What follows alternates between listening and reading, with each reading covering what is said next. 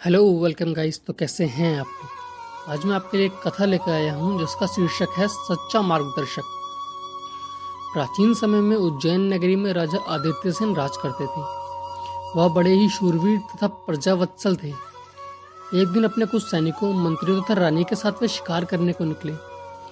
घने जंगल में जाकर एक हिरण का पीछा करते हुए उन्होंने अपना घोड़ा दौड़ाया। भागते हिरण का पीछा करते हुए घोड़ा राजा समेत सबकी आंखों से ओझल हो गया। हिरण छलांगे लगाता हुआ ना जाने किस झाड़ी में छुप गया। राजा का घोड़ा एक ऐसे निर्जन स्थान पर खड़ा हुआ था जहां पता ही नहीं चलता कि वे कहां आ गए और अब किधर जाना है। उधर राजा के मंत्रियों तथा सैनिकों को बड़ी चिंता हुई कि राजा कहां भटक गए। बहुत खोज खबर की मगर ना तो महाराज का पता चला और ना ही महाराज का घोड़ा दिखा। अब तो सब परेशान कि क्या किया जाए। महारानी की सलाह से तय किया गया कि अब राजधानी उज्जैन लौट चलते हैं। महाराज जहाँ कहीं भी होंगे बाद में स्वयं वहां पहुंच जाएंगे। हमारे वीर महाराज को किसी हिंसक जानवर से कोई भय तो हो नहीं सकता। उधर महाराज आदित्य सेन का बुरा हाल था।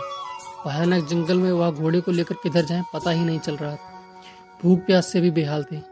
इतनी चिंता तो शत्रुओं से युद्ध करने पर भी कभी नहीं होती थी। यहाँ इस जंगल में वो कितने असहाय महसूस कर रहे थे। उधर मेरी रानी, मंत्री तथा सैनिक ना जाने किस हाल में होंगे, यही सोच सोचकर वे एक वृक्ष के नीचे बैठ गए।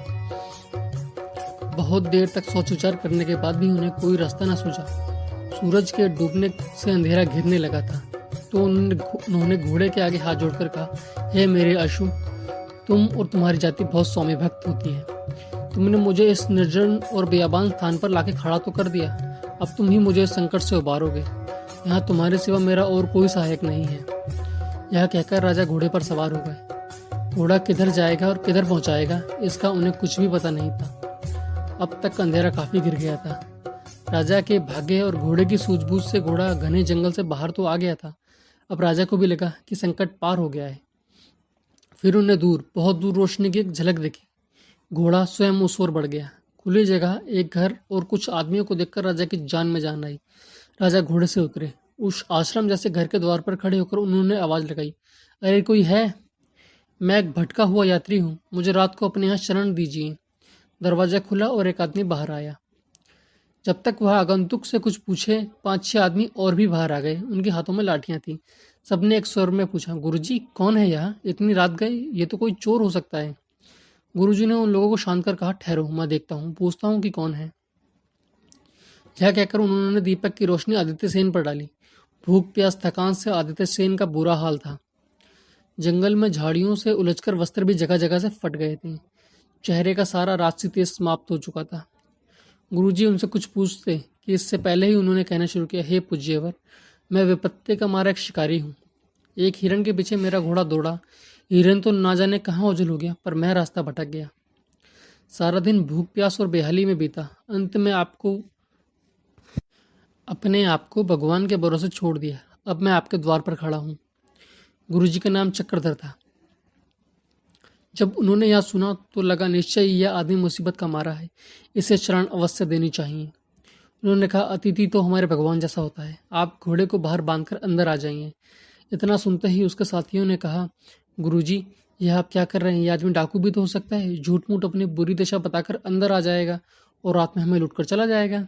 गुरुजी बोले, ऐसा मत सोचो, अगर यह डाकू भी है तो भी डरने की कोई बात नहीं। यह अकेला है और हम इतने सारे। तुम सब निश्चिंत होकर सो, मैं जाकर पहरा देता रहूंगा। इतनी रात गए इस हालत में एक आदमी को शरण देना, उसके प्राणों की रक्षा करना हमारा धर्म है। हमें इस धर्म को निभाना चाहिए। यह कहते हुए आदित्य सेन को अंदर बुलाया, उन्हें खाना दिया, घोड़े के लिए चारा पानी भी दिया। जब आदित्य सेन थोड़ा अस्वस्थ हो गए तो गुरुजी ने कहा, अब आप निश्चिंत होकर सोइए, मेरे रहते आपको कोई कष्ट नहीं होगा। सवेरा होने पर आपको जहाँ जाना है वहाँ चले जाइएगा। आदित्य सेन लेटे लेटे सोचने लगे, समय बड़ा बलवान होता है।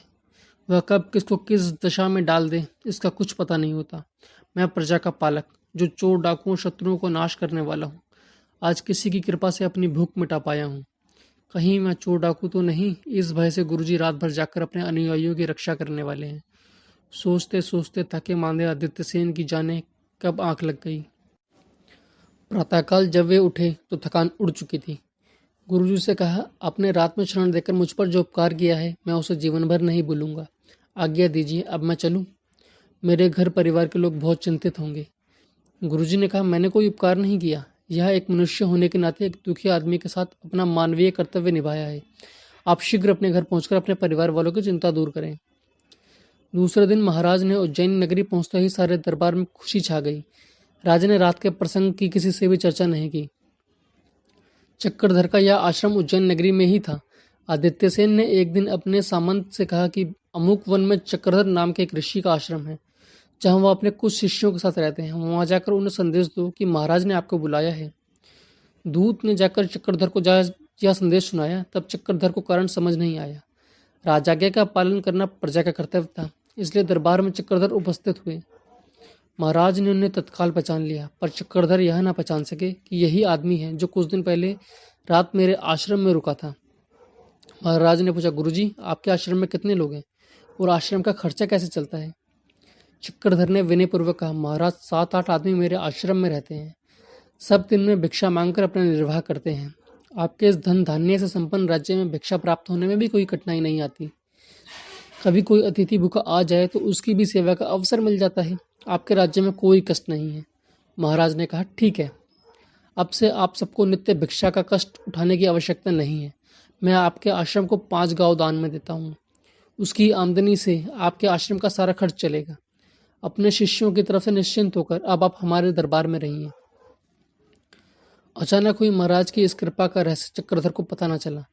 चक्रधर अब दरबार में रहने लगा। उधर आश्रम वासियों को गांव की आय होने से भिक्षा मांगने से छुट्टी मिल गई। बिना मेहनत किए आराम से खूब धन संपत्ति मिलने पर आश्रमवासी उद्दंडी तथा विलासी हो गए। कुछ दिन बाद धन संपत्ति के बंटवारे के लिए आपस में लड़ने भी लगे। एक दिन चक्रधर ने कहा, महाराज, आज्ञा दे तो एक बार जाकर आश्रम की दशा देखाऊं। उन्हें सुखी देखकर मुझे खुशी होगी। राजा ने आज्ञा दे दी। चक्रधर जब आश्रम पहुंचे तो उनके अनुयायियों को बुरा लगा। उन लोगों ने सोचा कि गुरुजी भी अब हमारी आमदनी में हिस्सा बांटने आ गए। धन संपत्ति को लेकर उनकी आपस की लड़ाई देख चक्रधर को बहुत दुख हुआ। उन्होंने कहा, तुम सब अपने में से एक मुखिया चुन लो, उसकी सलाह से सब मिलजुल कर काम करो। इस प्रकार आपस में लड़ाई झगड़े से बचकर कुछ परोपकार का कार्य भी किया करो। अब वे लोग भिक्षा मांगने वाले तो थे नहीं। कोई किसी को मुखिया मानने को तैयार ही नहीं हुआ। अंत में निराश होकर चक्रधर वापस दरबार में आ गए। चक्रधर को उदास और दुखी देखकर राजा ने उसके दुख का कारण पूछा। चक्रधर ने सारी बात बता दी।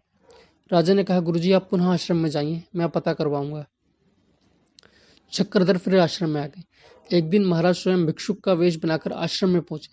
भिक्षा के नाम पर आश्रमवासियों ने फटकारते हुए कहा, भाग जाओ यहाँ से भिखमंगे कहीं के, कोई भिक्षा नहीं मिलेगी। चक्रधर भी बैठे यहाँ सुन रहे थे, पर कुछ कह न सके। भिखारी जब भी नहीं हटा तो एक आश्रमवासी उसे मारने के लिए दौड़ा। अब तो भिखारी ने अपने ऊपर का वेश उतार दिया और